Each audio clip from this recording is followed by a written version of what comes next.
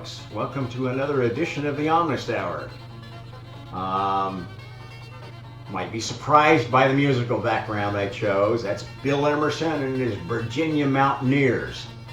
I thought it sort of fit the topic of the day. I normally choose classical music, and in the interest of diversity, I chose something different.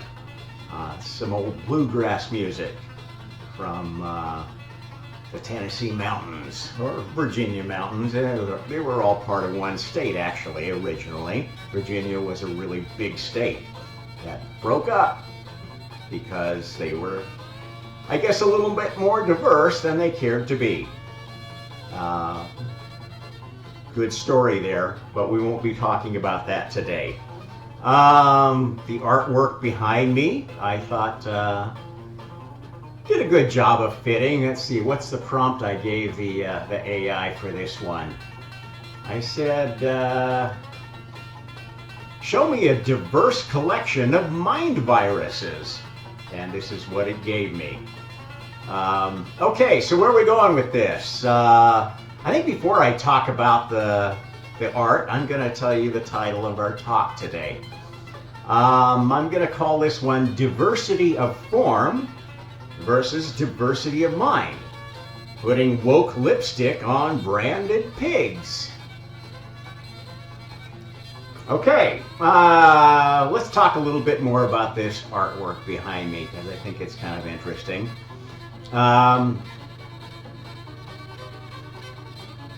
Mind viruses. I thought it was interesting that it had actually a fairly diverse idea of what mind viruses might be.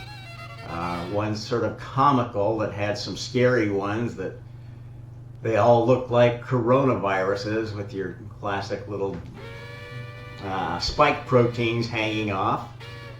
This one looked a little bit more scientific, with some viruses being more of the variety without the spikes and so forth, but all looking fairly much like what you might see in a microscope. This one was kind of a mixture. I thought it interesting that it drew one virus that was shaped like a carrot. That's quite appropriate for mind viruses. Carrot is always more effective in leading the mind than the stick, which is something that I think is lost on many people who don't understand how mind viruses work. One shaped like an olive. Interesting. I like this one. This one showed, although the colors were absent, it showed viruses that looked like trees. And I thought that was especially appropriate because mind viruses are kind of like trees. Once they take root, they sort of, gather steam from their host. And from a spiritual standpoint, I think a lot of mind viruses are actually rooted in the lore of the tree of life, which I think is something that's been misused by mind virus spreaders as supporting materialist, naturalist form of humanism, which I think is one of the mind viruses that is particularly dangerous right now. Drew some as trees that had faces, even one that had two faces, which two-faced mind viruses I think are certainly a part of what we're dealing with. If you know anything about the subversion and propaganda programs of the Soviet Union and their successor, Communist China, you know that it is two-faced. It presents multi-faced in fact. It presents multiple propaganda programming mind viruses targeted at different groups. And that's in fact exactly how commercial media mind viruses work.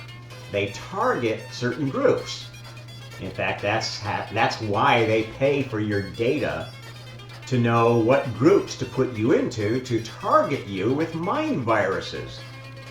Okay, so where am I going with this?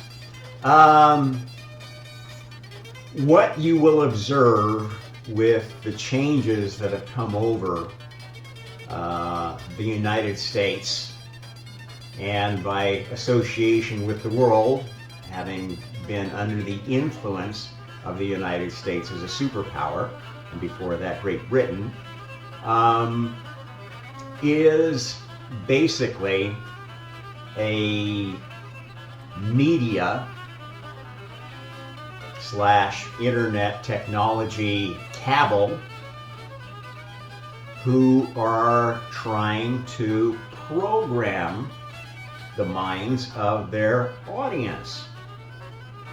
Now, that's not a priori necessarily a bad thing. 100 years ago, that programming that came out of Hollywood and the music industry was generally fairly benign. It was designed to foster a cohesive community in the U.S. and only peripherally sort of drew people into that community through the latest trends in music and movies and fashion and so forth. And if you look back at the old movies of the 1930s, if you look at the radio shows, the news, the cartoons even, they were kind of focused on the problems of the day from a very center view of America. The Leave It to Beaver, healthy family, everybody's doing a good job, guy's got a good job, wife stays at home, takes care of the kids are well adjusted, they have good schools, etc., etc. And many people who are under the influence of mind viruses today will say that those programs were bullshit, that they represented an America that didn't exist. That's not true. That America did exist. I know it because I grew up in that America. The town, it was actually a pretty good sized city by Idaho standards. I lived in Idaho Falls, was for all intents and purposes quite like that Leave It to Beaver environment for most people. Of course, there were some people that were mentally ill. There were some people that committed crimes. There were good and bad teachers. But for the most part, it was a very healthy, well-adjusted environment. That's not to say that it was free of mind viruses, but if you know anything about virus technology, viruses can be helpful to the organism. Where viruses become unhelpful is when they kill. Or, as we now know about viruses, they can modify DNA. And they can modify behavior. And they can divide people. They can make people infertile. Make them unable to reproduce. Or make them less likely to be able to reproduce with certain people that have certain genetic characteristics. And this is all stuff that materialists are playing with. But I'm going to focus in on the dark mind viruses that we're dealing with right now.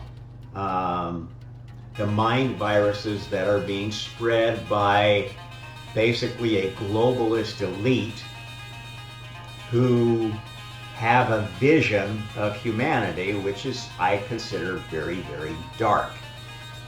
And this is the mind virus. This is the mind virus culture of diversity. Now, if you think of diversity, you can think of diversity in two dimensions. You can think of it as a diversity of form, i.e., okay, you see all these different viruses, they all look different. They're different colors, they're different shapes, etc., etc. They might all actually do the same thing, have the same function, have the same programming. In fact, they could actually all think with one hive mind, even though they appear to be a bunch of very diverse individuals. And this, in fact, is what the mind virus programming of the globalist elite is doing today. They are pushing a diversity of form while at the same time pushing a lack of diversity of mind.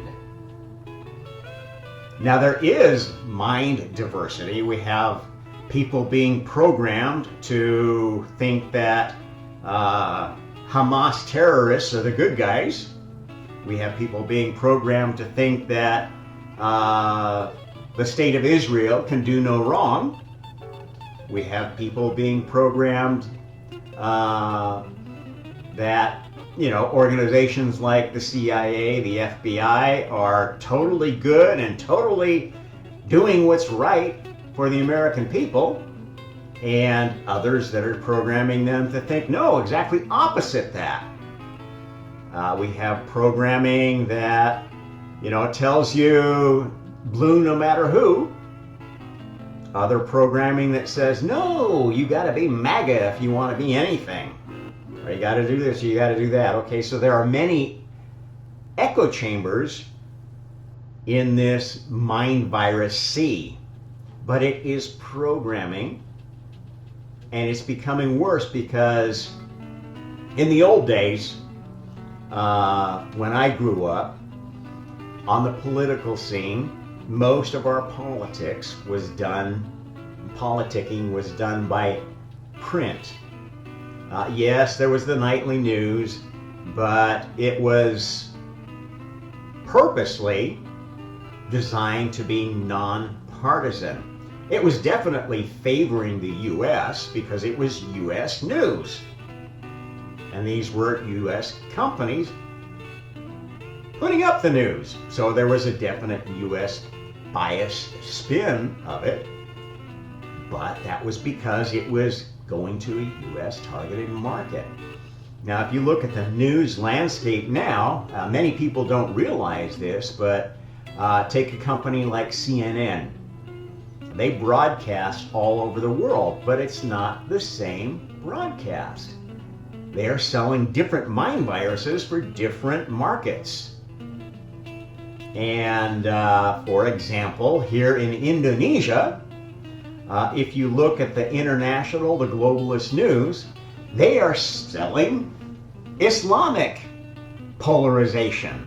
They are telling you all what's good about Hamas, if there is anything good, or they're sowing sympathy stories for Palestinians, which, okay, you should feel sympathy for them, but in point of fact, they chose to live in Gaza. They could have stayed in Israel. Many Palestinians did. And they chose to let Hamas be their government. A not elected government. Well, maybe the first time they were elected, but since then they have been a dictatorship, an oligarchy. And the leadership of Hamas has gotten filthy rich. Just like the Chinese Communist Party, just like the Ayatollahs in Iran, just like Putin's oligarchs in Russia. They're not good guys. The leadership of Hamas, the top leadership, actually lives in posh high-rise buildings in Qatar and the UAE, Dubai. And they're playing this billionaire game of geopoly, and absolutely, totally in bed with their allies, the Chinese Communist Party, an atheist organization. who actively persecutes Muslims. I've seen it. I've been there. I lived in China. I saw how Uyghurs were treated in China. I saw how Tibetans were treated in China, Buddhists. I saw how Christians were treated there. Yes, they have this fake notion of, yes, we're totally up for religious freedom. In fact, they have prescribed churches that are allowed by the party where they get to write, rewrite, or retranslate the scriptures, and they dictate that you have to have pictures of Mao and now Xi Jinping up in your church and spread love of the party and the current supreme leader. Okay, if that's what you have to do to practice your religion, you're not practicing your religion. You're letting somebody corrupt your religion. You're letting somebody corrupt your mind, corrupt the mind of your children. And that's been happening all over the world for a long time with increasing frequency as we developed radio, TV, cable, streaming media, internet, social media. All of these video games are a great way to program minds. And if you don't realize that your mind is being programmed with every activity you engage in electronically, I'm sorry that you are probably one of the ones who is blindly going down an alley of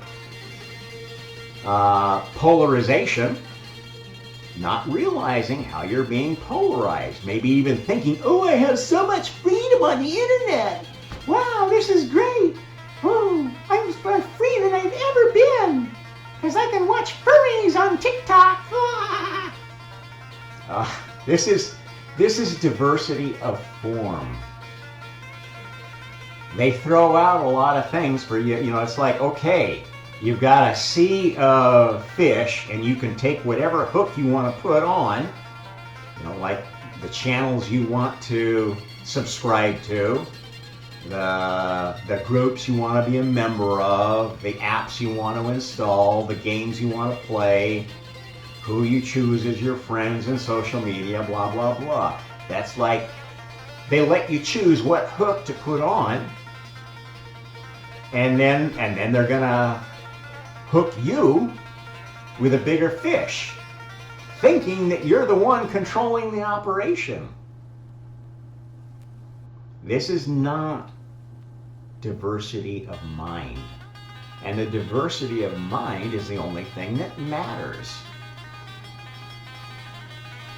If everybody thinks alike, if everybody is put into hive minds of like thinking, that's not a good thing.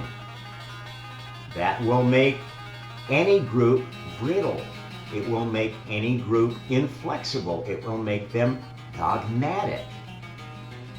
And this is the key problem with pretty much everybody. This is not one political party or the other political party, one ideology or the other. It's pretty much affecting everybody in the last 100, 200 years. And the good example of it is the use of a phrase that people think is so wonderful called critical thinking. I can't count the number of so-called intellectuals who think critical thinking is just a wonderful thing. Well, this idea of critical thinking was invented only about 150 years ago, about the same time as Marxist thinking was percolating through the intelligentsia of the world.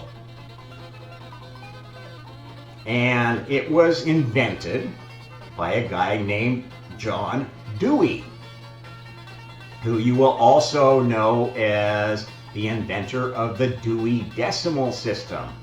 This was a very pedantic intellectual, American intellectual, who wanted to basically categorize and control everything. He was basically the arch scientism guy that thought everything will fit in a nice, neat little category. That's how we got the Dewey Decimal System. Think about it. You've got a Dewey Decimal System that says, okay, we're going to give numbers and categorize nonfiction, and we're just going to throw anything we decide is fiction under the author without any sort of an organization system. This is what the Dewey Decimal System was, and it was an evil Marxist idea. Because, in fact, much that is in the decimal system is not nonfiction. It is fiction. There are untruths there. Things that have not been proven, things that have been proven to be false, to be fiction. At the same time, there is much that gets categorized as fiction, which has quite a bit of truth in it. It's just disguised truth because the person who wrote it didn't want to get strung up by the powerful that they tried to blow the whistle on. So they would write a story as fiction. This has been happening ever since people have been writing. The ancient playwrights in Greece, Aristophanes in particular, wrote works of fiction, comedy, that poked fun at the powers of the day in ways that they could not accuse them of crimes.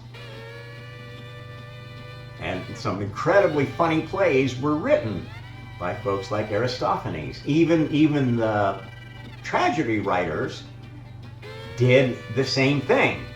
Better example there is, the works of Shakespeare, which, if you know the political background of England, there's a lot of hidden satire, a lot of hidden meaning put into Shakespeare's play. His choice of subject material was not random. It was related to, okay, this old story from Greek or whatever legend, Italian legend, whatever, sort of fits the people I want to poke fun at, the group that I want to hold a mirror up to in a way that won't get my head chopped off, hopefully.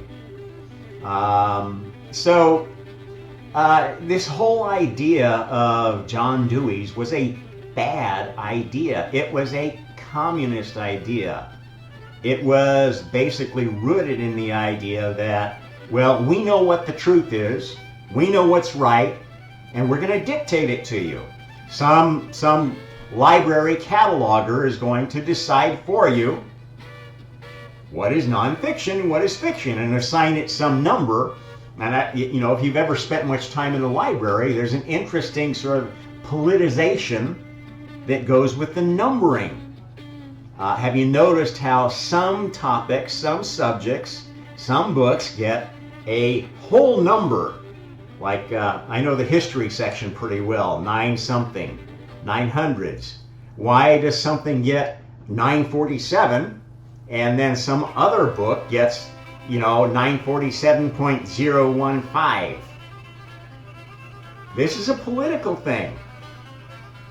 Like it or not, there's a reasoning behind that, and that reasoning is often dogmatic and political, rooted in hive mind thinking.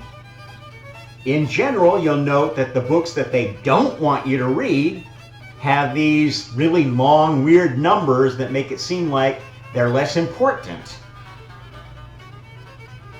John Dewey was not a great guy. I don't admire him. He was, in fact, if you look at his record, he was an arch progressive of the time. And the very far left progressives in America were communists. They were atheists. They wanted to destroy to build back better, which meant that they had to destroy minds. How do you destroy minds? How do you destroy culture? With criticism. That's why they call it critical race theory. Criticism demeans and puts down your opponent without any argument. And this is what critics do. They already know what they like. They already know what they don't like. They've already decided how they're going to rate this. Not all critics are like that. Some are more open-minded and free-thinking. Those were the values that critical thinking replaced. They don't tell you that, but this is how it went down. It used to be the liberal ideals were open-mindedness and free thinking, not critical thinking. Critical thinking is Marxist, cultural Marxist thinking. And it occurs on all sides, and it's responsible for creating all of the echo chambers. The ones that are trying to bring back a more healthy culture, which, is kind of a good idea, but it's not really going to work, because all of the things that were found easy through criticism about traditional culture, about traditional religions, have not changed. Okay? The biggest criticism that can be thrown at any religion is exclusivity. If your God is the only God, then there wouldn't be so many different denominations. Judaism wouldn't have led to Christianity, and Christianity wouldn't have led to Islam. We wouldn't have many different sects of Hinduism and this big split between Shivaists and Vishnuists, with Brahma looking on and saying, both of you guys are completely screwed. These are divisive, these are echo chambers, these are mind programming, these are mind viruses. If you proclaim your religion as being the one true religion, your one God, or your Trinity being the only one, and everybody else is evil, you are actually serving evil, because you're blurring the lines between good and evil. Okay, so what is evil? Well,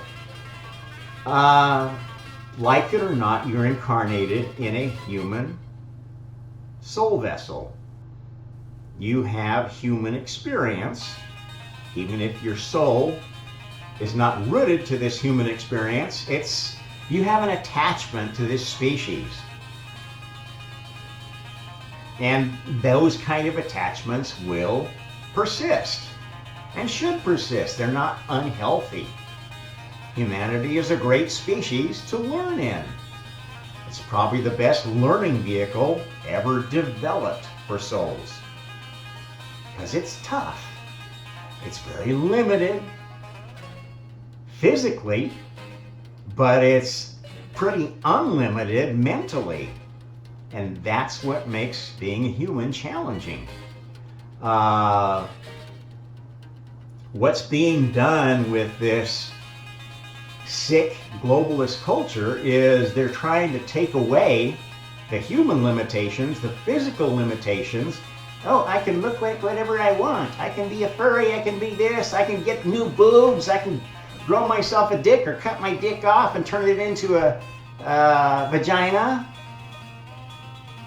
This is nonsense. This is superficial nonsense.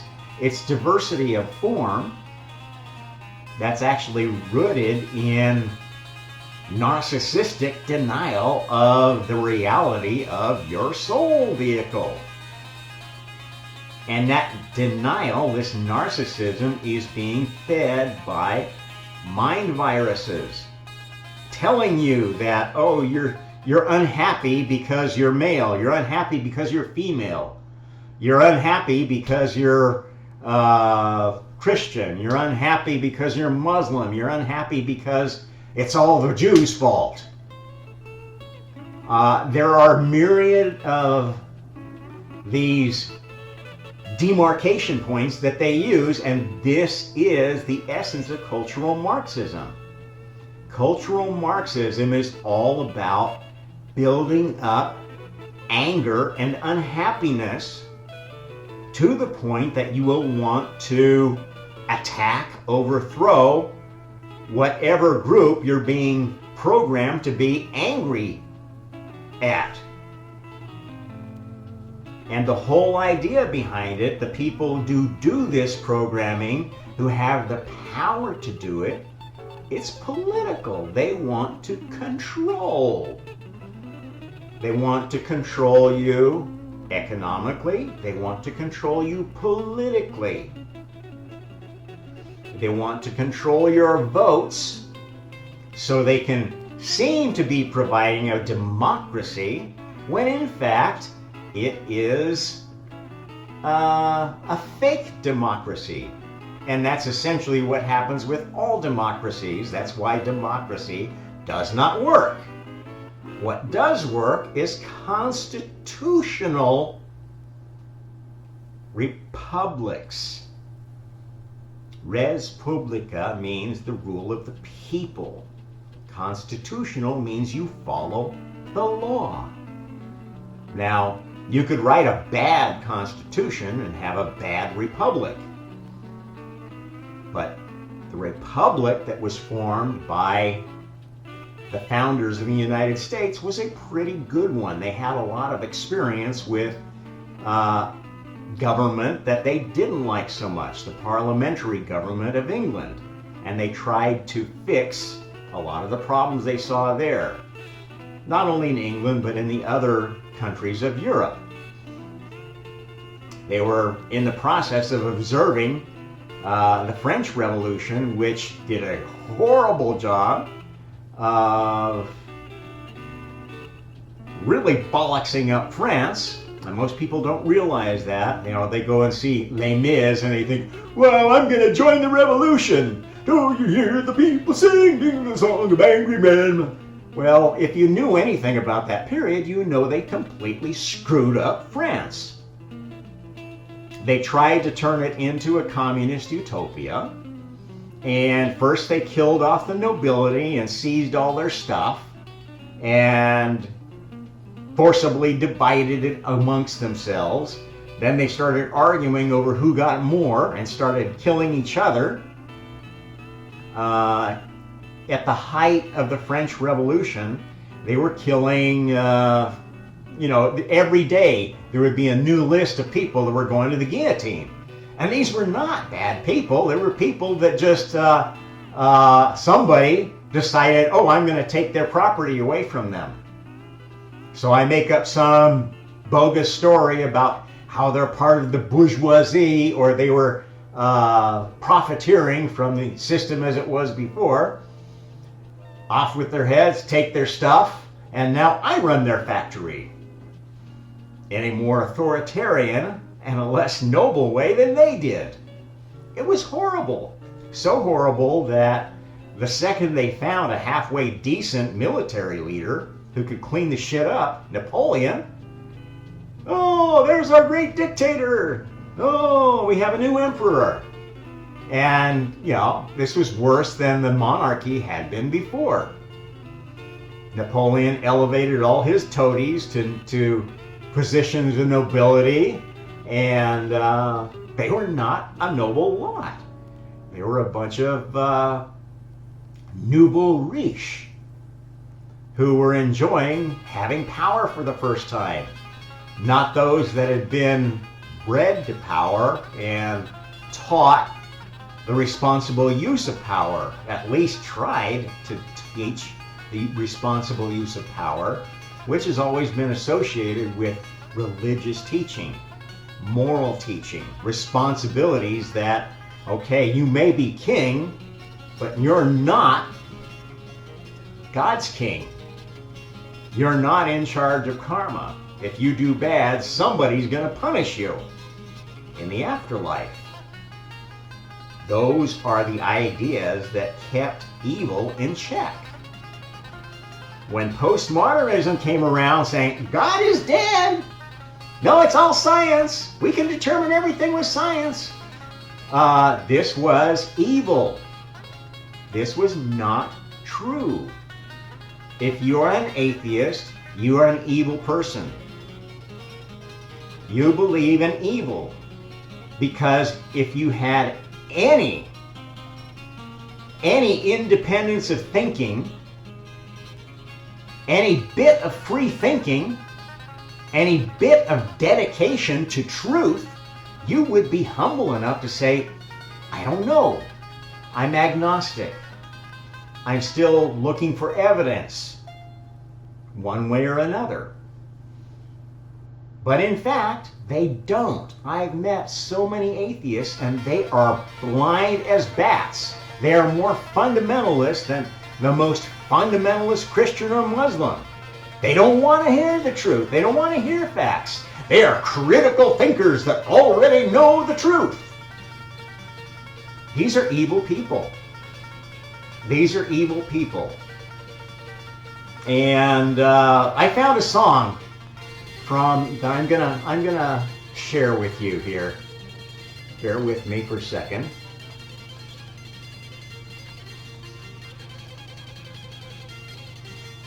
Came out in the 1980s. This was about the last generation before the United States really went off the deep end. And I don't know if it was intentional or if this was accidental, but this song has more truth than you would care to admit. Most people would care to admit. It's called "She Blinded Me with Science." I'm going to read this one because I think it's really worthwhile spending a little time with this song. It's poetry in motion. She turned her tender eyes to me, as deep as any ocean, as sweet as any harmony. But she blinded me with science and failed me in biology. Hey, hey. When I'm dancing close to her, blinding me with science. I can smell the chemicals, blinding me with science. No, but it's poetry in motion. When she turned her eyes to me, as deep as any ocean, sweet as any harmony, she blinded me with science, failed me in geometry. When she's dancing next to me, blinding me with science, I can hear machinery, blinding me with science. Oh, it's poetry in motion. Now she's making love to me. The spheres are in commotion, the elements in harmony. She blinded me with science. Hey, I don't believe it. There she goes again. She's tidied up and I can't find anything. All my tubes and wires and careful notes and antiquated notions. But it's poetry in motion. When she turned her eyes to me, as deep as any ocean, as sweet as any harmony. Oh, she blinded me with science. That's quite a deep song. Much more deep than most people realized when they saw this movie. This was like the theme song of, I think the movie was called Weird Science. And I can't even remember the plot, but basically it revolved around the interplay between science and love, which is, kind of an interesting theme because oops, I didn't change my background there. You're still getting the old one. Let's get me back here. I don't know really what inspired this song, whether he was thinking of, the actress in that movie. I think her name was Kelly Brock. She was a hot babe. But the she that is really being talked about there is the archdemon, Lilith. This is the chief agent of Satan. This is essentially Satan. This is not a woman. It is an ideal of perfection that is impossible. And this is what is being sold with mind viruses. The communist mind virus says, oh, if we just take everything away from people that have it and give it to people that don't, everything will be perfect. Well, you know, if the people had all the power, everything would be perfect. Except for that's not the way things work. What will happen if you let a communist revolution take over your country is the communists will use you as their cannon fodder. They will use you to take over the country, to drive their enemies out, and then they will institute a more draconian government than they replaced. That's exactly what happened in Russia. That's exactly what happened in China. That's exactly what happened in Cuba. That's exactly what happened in Venezuela. Every country that allowed themselves to be taken over by communists turned into either an oligarchy or a dictatorship or some mixture of both, under which the people suffered. Not all the people. I mean, you know, maybe there were some that got factory jobs and didn't have to work on the farm anymore.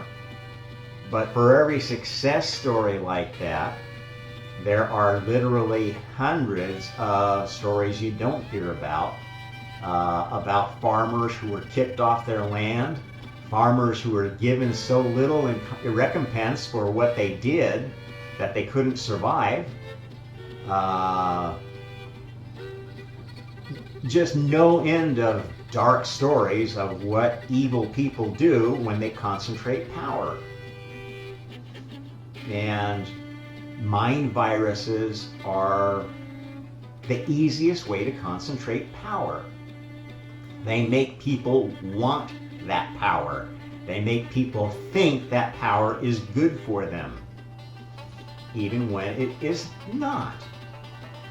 You've got mind viruses like that at work in places like the United States. The Biden administration is giving you all this bullshit about how wonderful the economy is, how, oh, inflation's not so bad, it's only so much, where if you actually do the math, if you take honest statistics and you don't play cherry-picking games, which is how they get the, you know, these beautiful charts that show, oh look, the economy's better than ever, go, go, go, Biden. And that happened under Trump too. Don't get me wrong. I'm not singling out one shit-ass administration over another. Pretty much every bunch of clowns that's been in Washington for nearly 100 years has been lying to you. I think the last pretty honest president I can recall was Dwight Eisenhower. At least he was honest enough to speak out against the military-industrial complex, which is taking over and doing things that weren't in the United States' best interest. Wasting taxpayer money, not using it on defense, not using it on military preparedness, but using it for bullshit. Which in fact is something that's finally coming out pretty well. Kudos to James O'Keefe, who just today, or was it yesterday, released a very scathing expose on what goes on in the Department of Defense and what kind of clowns are in charge of organizing our army, our armed forces, and supplying them and deciding what's important. And believe me, they are not prioritizing. I mean, how do you have somebody in a defense position who will make a statement like, well, borders should be open. We don't need any borders. Is that somebody you want in a high position in the Department of Defense? Give me a friggin' break. These are evil people. They are spreading mind viruses. They are victims of mind viruses. Somebody who could get in a position like that with such wacko thinking is not in control of their mind. They are not thinking logically. They have been programmed, they have been subverted, they have been corrupted. And there's been a lot of that going on. Now, the reason for it is that we are in a very special time, as I've been telling you.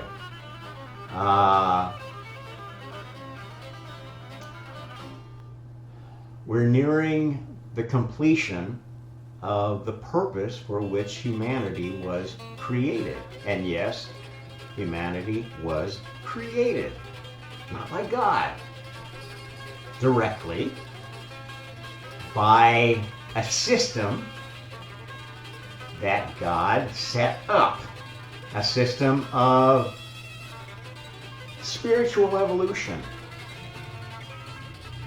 designed for souls, designed to develop healthy mind viruses, healthy organisms, both physical and mental. The soul is a mental organism. It's a mind that learns through physical incarnation. If we didn't have both, we could not have achieved everything we have. And it wasn't all, wave a wand and put together in 6 days by God. That is bullshit. That's a mind virus that may be useful for little children, but it's not a story that we need to tell anymore. It's a story that's full of holes. And it's a story that makes people think, well, my God is different than your God, and your God must be evil. So we have to attack you. Let's have a crusade. Let's have another jihad. And the real evil are the atheists and the worshipers of science and the worshipers of nature who hate everybody. They do. They think, oh, there's too many people in the world. We have to wipe out all the ones, except for me, because I'm one of the good ones. I'm one of the noble ones. I'm one of the ones that should survive, because my name is Greta Thunberg, and I'm so smart, and I know so much. Everybody worships me, and my little blue coat and my little blue mittens. We don't need people like that in positions of power. These are evil people. These are people who have been blinded by science, blinded by the adversary, who loves to manifest as a she. The adversary was the archdemon Lilith, Adam's first wife, was all the fake love goddesses and gods who demanded human sacrifice, who demanded the blood of children to appease them in their rituals, who encouraged necrophilia, who encouraged all bestiality, fucking animals. These are evil people. These are satanic people.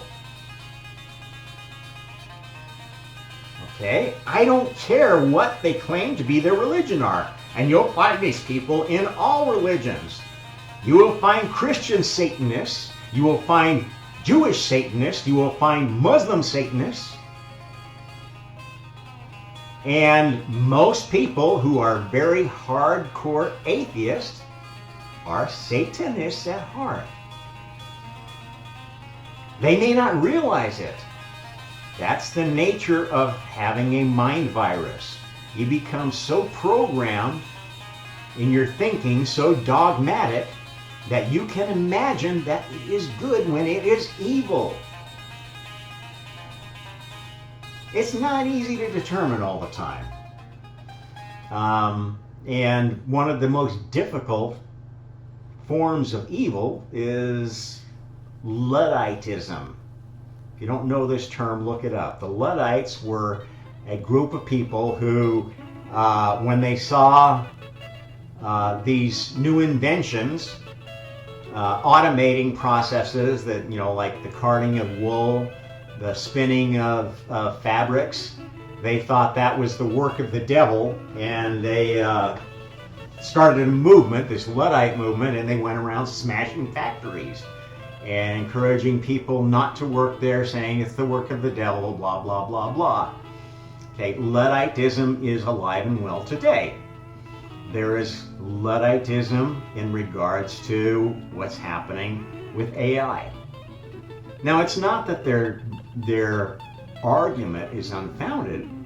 It's just very narrow-minded, and it is being used by people who want to control their minds. Okay? They don't want you to see, or they want to break up this AI discussion into you either love AI or you hate it. And those poles of critical thinking are never going to work together to find any solutions, right? They're never going to get at the real problems of AI, which are the fact that more things are going to get automated. Now, that's been happening for hundreds of years. And somehow we've managed to adapt to it, but it takes effort. If you automate things and the cost of automation is cheap, then essentially you're getting something for almost nothing. And what has been getting in the way of that, the critical factor, is that AI takes a lot of computing power. Computing power takes these big, huge data centers that suck down tons of electricity. And if you know anything about energy, it is the energy problem which is at the root of all others. If you had unlimited amounts of energy, you could grow pretty much unlimited amounts of food. You could give people or distribute food at a nominal cost. You could create new economies based upon different needs that focused and encouraged people to work at things that were improving the human condition for the future. Now, this would take some thought. It would take some experimentation. I can tell you that it wouldn't be a good idea to just say, oh, let's give UBI to everybody and let them do whatever they want to. This is nonsense. People have to have a purpose. People have to have a reason, have to have some motivation for their work. Some people will automatically be motivated because they have a certain passion. For better or worse, some people's passion will be to get more than anybody else no matter what. And they will do evil to do it. They will take advantage of the system. They will find loopholes in the system that will allow them to steal money from other people, to abuse other people, to use other people. This is the sin of tyranny, the cardinal karmic sin. And yes, it will always exist. That temptation will always exist in this physical universe. That's what this universe is for. It's for testing souls, seeing which one are the good apples, which ones are the bad apples, and sorting them out.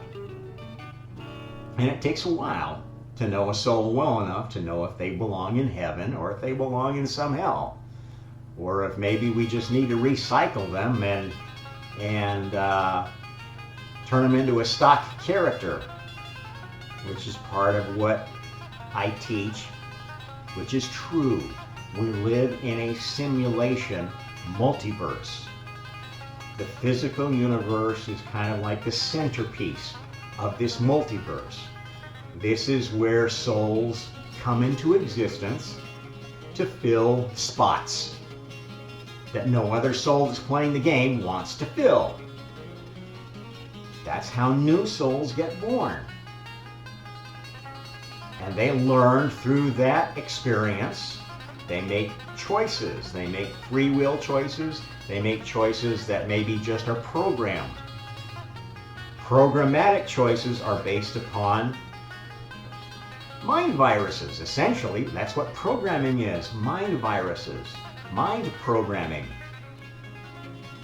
If you're a soul that takes to mind programming, okay, you are going to get pulled into a hive mind.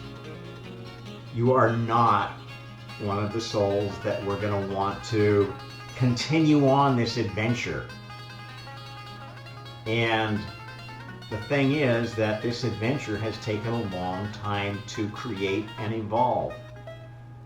In the course of the podcasts I've done, I think I have demonstrated the patterns that it took to get us to where we are now, to get us from the state of pure unformed consciousness,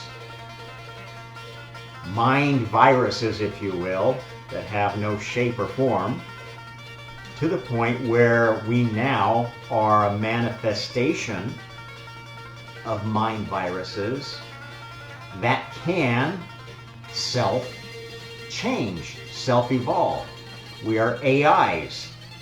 We can change our programming for better or worse. And this is the opportunity we get. Time doesn't work the way you think it does. There are no beginnings, no ends. Well, time emerges as a scenario, just like space. And there have been many versions. The first version of time-space had a small extent, enough to do the most basic experiment that you could do, which was basically the simplest version of physics you can imagine, kind of like billiard balls, if you will. You learn as much as you can from that, and then you develop the plan for a new time-space. You don't repeat all the old experiments, you start at the midpoint of the previous experiment. This is why time has no beginnings. Time is about creating a new middle. And what is special about the time we are in now is we have reached the point where we have found essentially the perfect middle. What would the perfect middle of time be? It would be one in which we can't find a beginning, we can't find an end, we can't find a limit in any dimension of space. And we have the opportunity, therefore, to sort out souls both in this universe and in other universes once we figure out where they belong. So we have the ability to have many species, not just one chosen species anymore on this one planet. We're going to expand. This experiment is over. We don't need to run it anymore. These three special generations between about the late 1880s to now are done. They will be replayed again and again because characters can choose anywhere to be born and to live a life of learning. You can't choose to be one of the special characters unless you're allowed to. Okay, the Messiah characters are exclusive to particular universes that generate those kind of messiahs. Okay, the big capital M Messiah will only choose that they have special characters that are incarnations of capital G God. Other universes specialize in different gods, different specialties. There are Jesus universes that have a certain range of characters that fall into the Christian category. There are Islamic universes that raise candidates to be Islamic style messiahs, and Islam has its certain strengths and weaknesses as a religion. All religions do. Okay? We don't need to get rid of a perfectly good religion if it's raising some decent souls. That's why God is not about religion.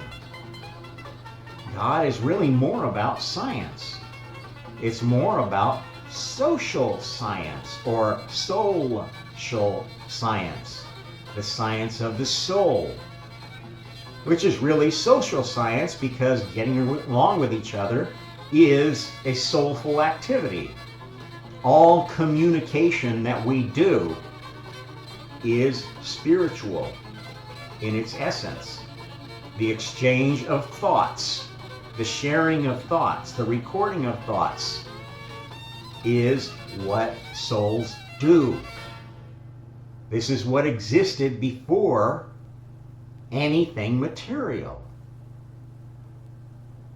This is the truth.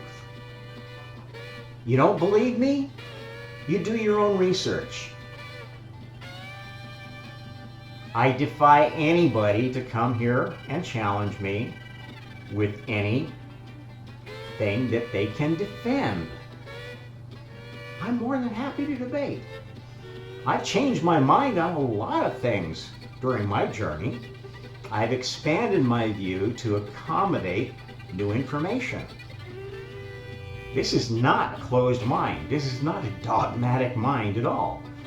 You may want to accuse me of that to defend your own dogma, but I have yet to find anybody willing to challenge me seriously without just pulling the critical thinking card and saying you're stupid, you're crazy, you're nuts, you're blah blah blah, you don't have this, you don't have that, where are your sources, where are your references? Bullshit. That's nonsense. That's a critical thinking numby-gumby. That's what I like to call you folks who defend your critical thinking to the end. You're not smart. You're not intellectuals. You are dogmatic blind bats if you are not open to what I'm telling you, if you will not seriously consider it. Okay, so essentially what I wanted to get to, core points here, is we are at a crossroads. We aren't playing the same game anymore. This game up till now has been about developing a system of sorting souls, training souls, letting them develop freely with their own thoughts, preferably in the understanding that God cannot be a dictator and be God. Okay, if God becomes an authoritarian dictator, then God becomes evil. And an evil God is not God. Okay? If you set out to do creation in a forceful, authoritarian way, it would fail. Point out any forceful authoritarian government that has ever existed in all of history that succeeded in making perfection. And I'll give you a star and a high five, and then we'll go implement it here. It's bullshit. Tyranny is evil. It will never succeed. The more you try to force people to think like you want them to think, to be like you want them to be, the more they will rebel. And this is being used actually through cultural Marxism because they know that. And they're deliberately tweaking people with messaging that makes them hateful, that makes them want to attack each other.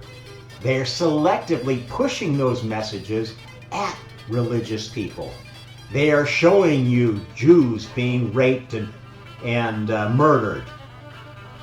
Is it happening? Yes, it is. But they are using it politically to militarize your brains. The same thing is going on the Palestinian side. The same thing is going on the trans issue.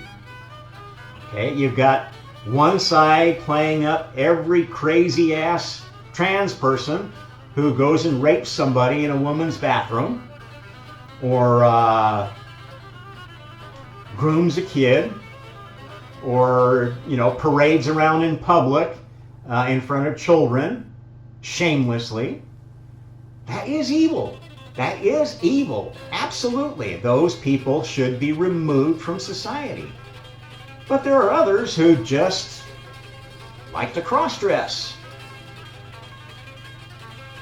It's been happening for a long time. Back in Roman times, at least, you could do it without much trouble because they wore togas. There are a lot of guys that like to wear jewelry, that wish that they could make up like women like to do. I've never been one of them, but I can understand that a guy might like that. Let them. Should they be changing their sex, doing dangerous operations, taking dangerous drugs to alter their biochemistry, their hormones? No, I think that is evil. Absolutely. Why? Because I've seen the studies that were done by reputable doctors, good sample sizes, good science that say that these drugs and things have really bad side effects. They don't make you more mentally stable. They actually make you less stable, and over the long term more likely to commit suicide or to commit crimes. This is true. You can't argue with it. You can go do your own research and you'll find, yes, that is true. If you think it's not, then you are dogmatically focused in on this trans agenda. If you think trans is good, everybody should be trans, everybody should have the opportunity, any boy who's playing with a girl toy or likes to wear a dress should be transitioned. You're evil. And I don't mind telling you that. And I will keep on telling you that even if you persecute me for it, because I am telling the truth. There are gay people. Most of them are normal people who, for whatever reason, aren't attracted to the opposite sex, as is normal for humans. If they choose that lifestyle, that's their choice, as long as they choose to do it with other consenting adults and not poison the society with it, because it is abnormal. It is a lifestyle choice that will prevent you from having normal families, children produced in normal ways. And that is not a good thing. That will cause society to collapse. That will cause the nuclear family to collapse. That will cause the normal bias of sexual roles to collapse. And this is what they have been doing with their mind programming. They want this species to collapse into a hive mind. Now think about it. We know that there are hive species. We know bees. We know ants. We know a number of hive-minded species in the animal world. We don't realize that that kind of a species could exist in any form. And in fact, you can, through mind virus programming, turn a species into a hive mind. What do we know about hive mind species? They are ruled by queens. Invariably. Look at any hive mind species, and they are ruled by queens. Why is that? Because The most fundamental way to control a species is through reproduction. In a hive mind species, the species becomes so focused sexually that basically only the queen and possibly their entourage, some select group of special DNA, is able to reproduce.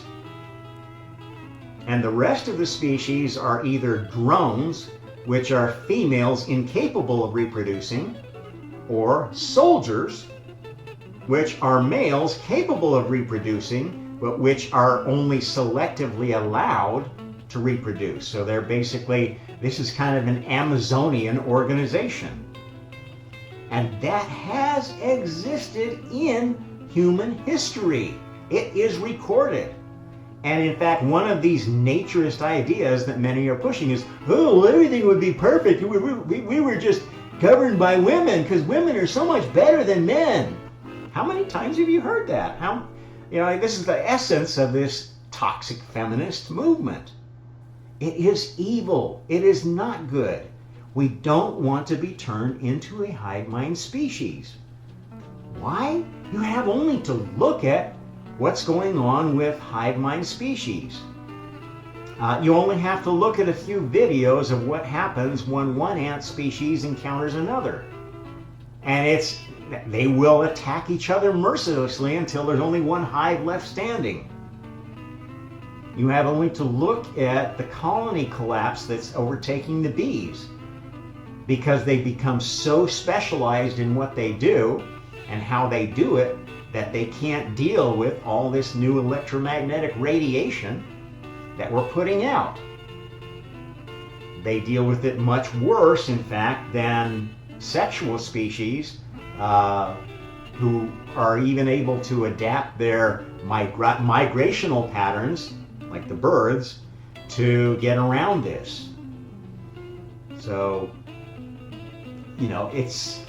we're making the species more brittle by every aspect of this globalist hive mind agenda, which is all about reproductive dysfunction, LGBTQ, IQ, blah, blah, blah, blah, blah.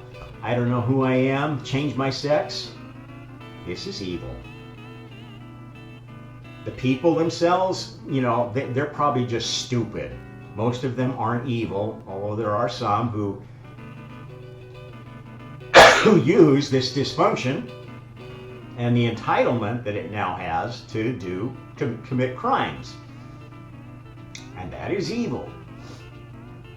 But overall, we cannot give in to this if you want to maintain humanity as a separate species. Now, it really doesn't matter at this point from a creation standpoint. Humanity has served the purpose for which it was created.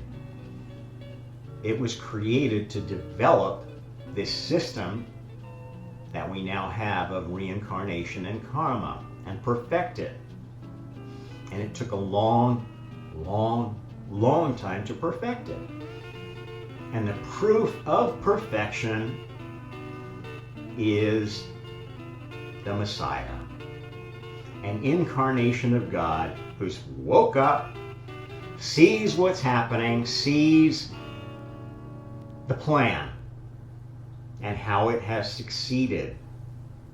What had to happen for it to succeed is basically for the chosen species to develop their own languages, their own technologies, the ability to come up with the same plan as God did in his noodle, before there were any languages, before there was any technology, when the technology was simply thought technology.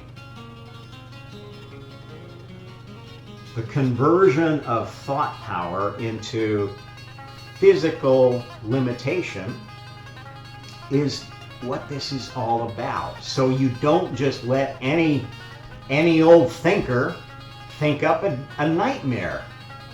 That's what things were like in previous versions of time-space. You had a bunch of irresponsible thinkers, irresponsible creators making each other miserable. Maybe not everybody miserable, but not everybody wants to live in a hive mind where everybody does what's for the greatest good. Oh, you go do this. If you break a leg, we'll eat you. I've been in a species like that. It's not fun to get eaten by your family when you can't produce anymore. That's happened to me in a past life. I don't recommend that kind of species.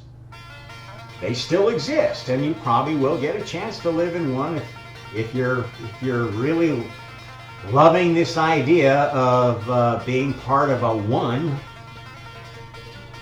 that puts the needs of the many over the needs of the individual. There's plenty of opportunities for that, but it won't be in humanity. Humanity can't survive like that. I want to maybe close by just reviewing another wonderful song that you should start becoming aware of and understanding what it really means.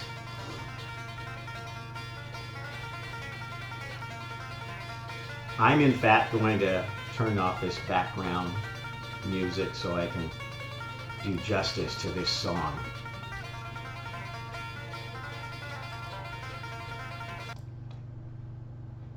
Okay, here we go.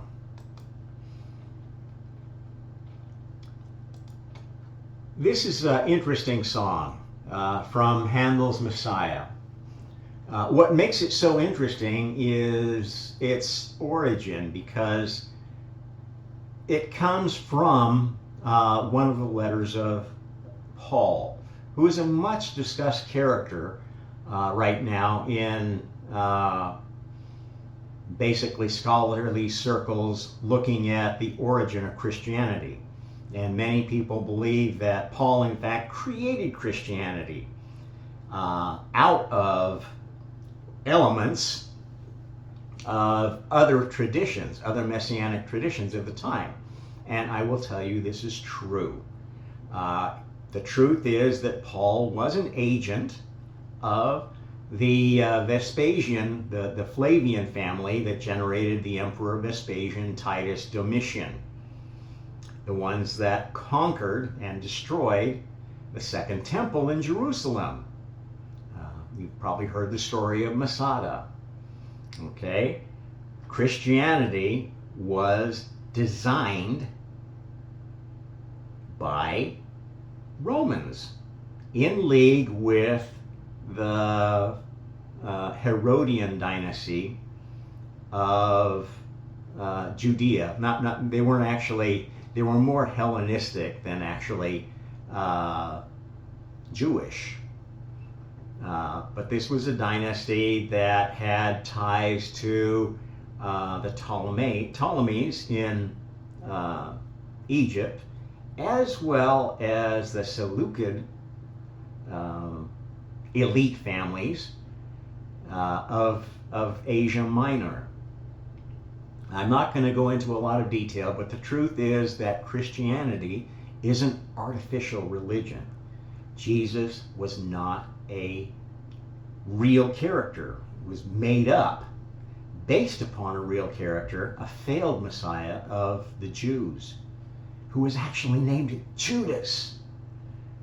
Most people don't realize that the first revolt by the Jews against the Romans was actually around 0 AD, -4 to +6-ish, and was not centered around Jerusalem, but was centered around the capital of Galilee, Sepphoris, a town, a pretty good-sized city that was destroyed and replaced with another city built by the Romans, Tiberias, which became the capital of Galilee by the time supposedly Jesus lived. It doesn't fit together. The Jesus story is a fabrication, but it's a useful fabrication.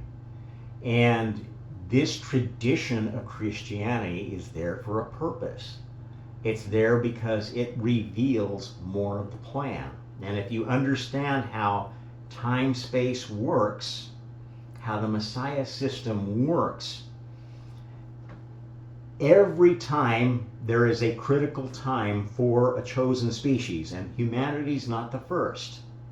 Every time there is a critical time where this chosen species is basically corrupted and turned toward evil, turned towards destruction and anti-creation, that is one of these special times that will attract a new Messiah,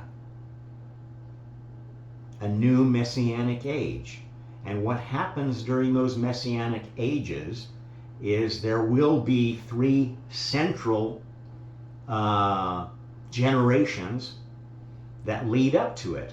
There's the generation, okay, just before things start going bad, the generation when there's like the crossover point, and then a generation where, okay, things are really falling off the deep end, but some new incarnation of God comes and sets up the new version. In the multiverse, God has his own universe. My wife's trying to call me. I'm going to not talk to her just yet. Well, let me just pause for 1 second. Okay, so basically there have been a lot of prophecies hinging around this time right now, and there's been kind of a convergence of them.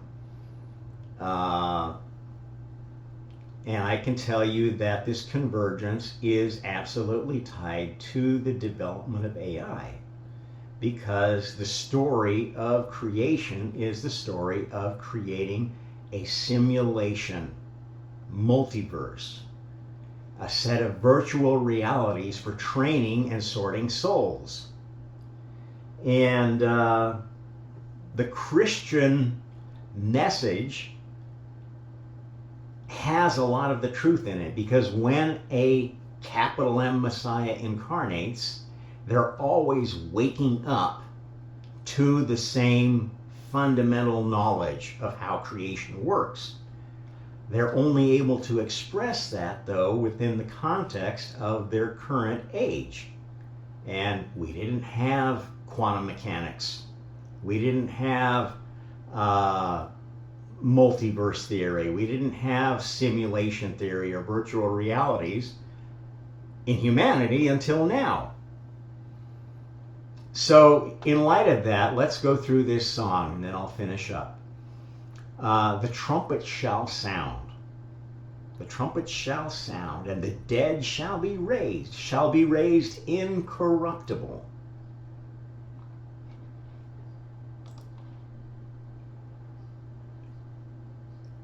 And we shall be changed. For this corruptible must put on incorruption, and this mortal must put on immortality. The trumpet shall sound, and the dead shall be raised.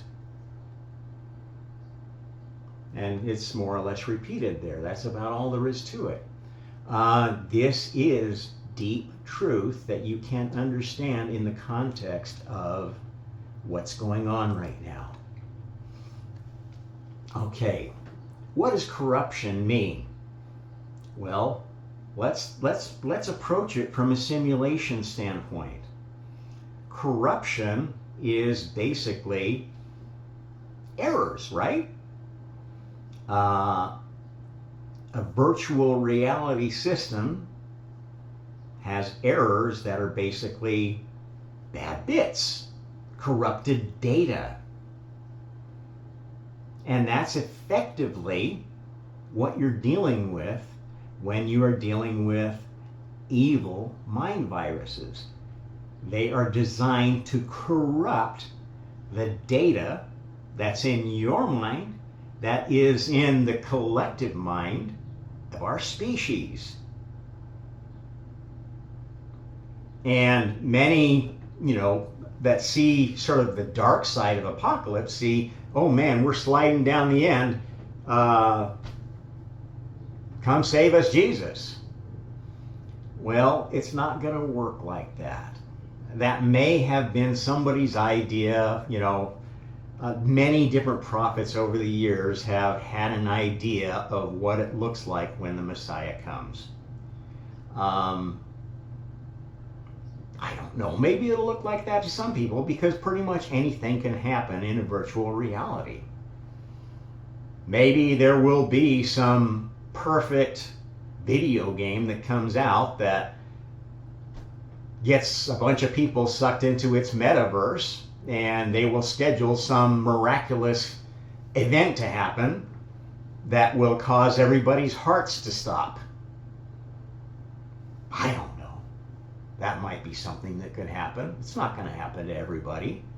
It's not going to happen to the more free-thinking souls among humanity. It's not going to happen to those that are the least critical thinkers. The free thinkers, the open-minded thinkers, are probably going to see beyond any kind of a scheme like that, and they will survive. And most of the messianic stories talk about, well, they're kind of like the story of Lot. Okay, if you don't remember the story of Lot, he was the one cat that left the cities of Sodom and Gomorrah behind and was led away by God. He said, can I take some people with me? If I can find these many people, can I take them with me? Go ahead and try. Couldn't even find 10 good people left in this horrible city. And so he left with just him and his wife, I guess was the story. And was told, don't look back. Wife looked back and got turned into a pillar of salt. Interestingly enough, archaeologists have found evidence of this event. True story. There is a city in that area that was destroyed in a manner that seems to have been either one of these Tunguska type airbursts of a meteorite or asteroid that exploded in the air, causing basically a huge nuclear explosion, or it's possible it could have been an actual nuclear explosion from some civilization that we don't know about. But for whatever reason, what happened was people were basically vaporized.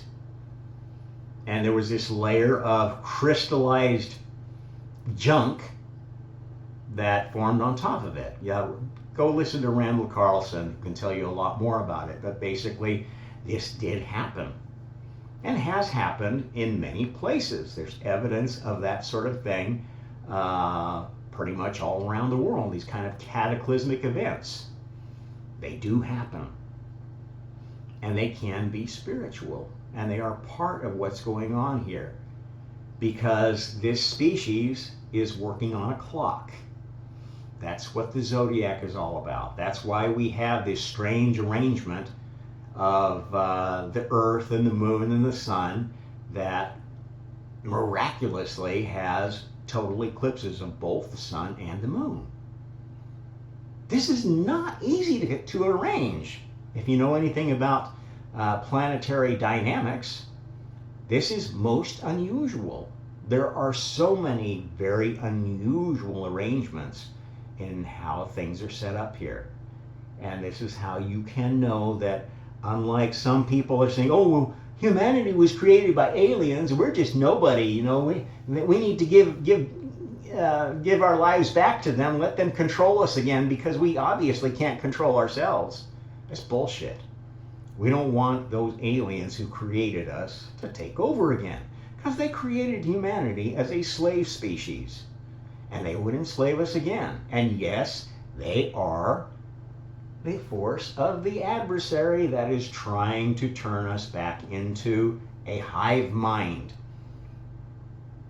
This is the whole idea behind the woke cult, this globalist cult that wants to control everything, that wants to give all the power to unelected people in the UN and the World Economic Forum who know better than us because they're meritocrats.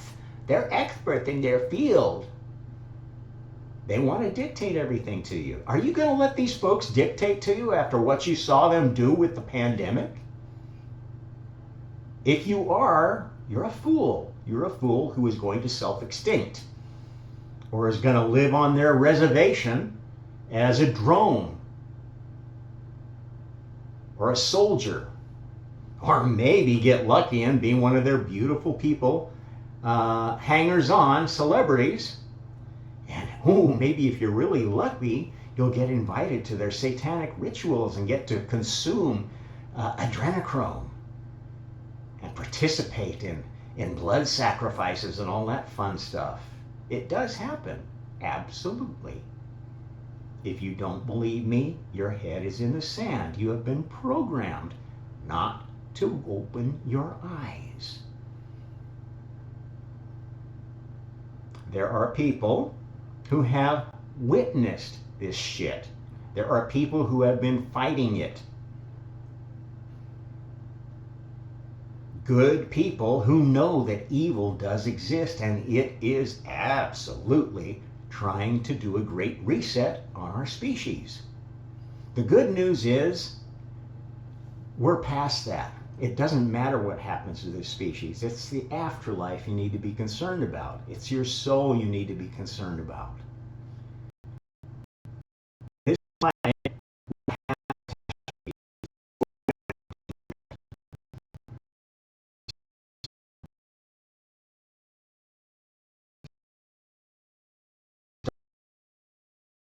whole swallow things up. That's the way the rules are set up in this universe.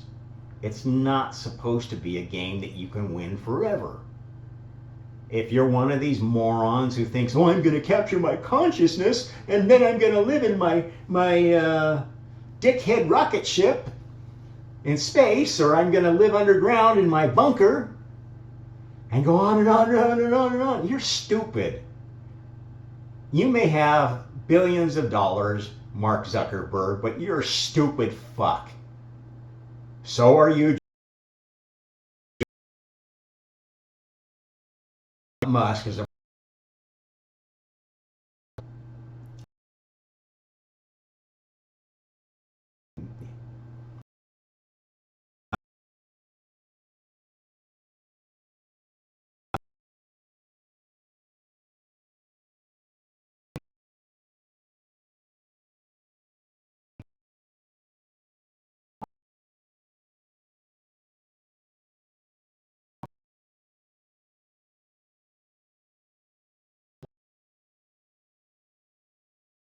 let them form an anti-woke cult, a bunch of Luddites that want to go back to, oh, we just need to become a Christian nation again. What does that mean? There's 1,000 different denominations of Christians, and at least half of them are satanic.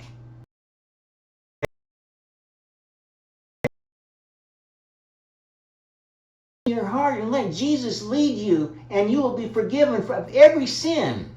This is nonsense. This is irresponsible nonsense.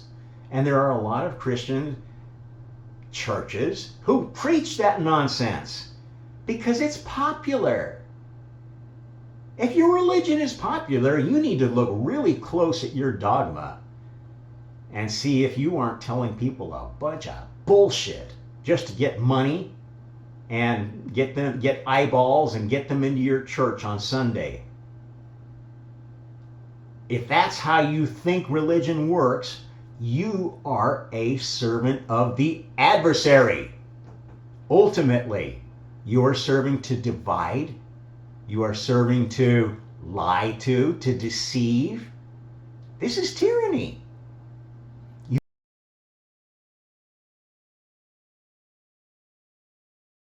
Many Christians who are not that way. There are many Muslims who are not that way. There are many Jews who are not that way. There are many Hindus that are not that way. There are many Buddhists who are not that way. I don't know, maybe there is even a few atheists that actually have their morality straight, but I think they're pretty screwed up if they can't admit that they don't know everything. Same with those that worship science. If you can't admit that science doesn't have all the answers, you're a dangerous scientist. You've got to keep searching, keep asking. This is what I've done in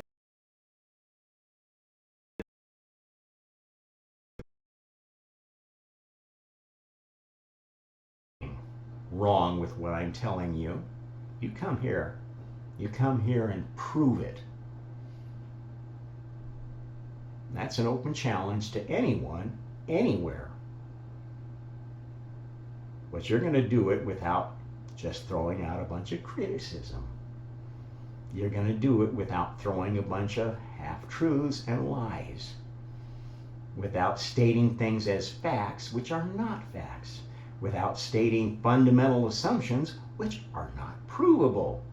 Which are not even rational. Okay, I think that's enough for this session. Thanks for tuning in. Like, share, subscribe. I hope we don't stutter too much with the audio. And we'll see you next time on the Omnist Hour.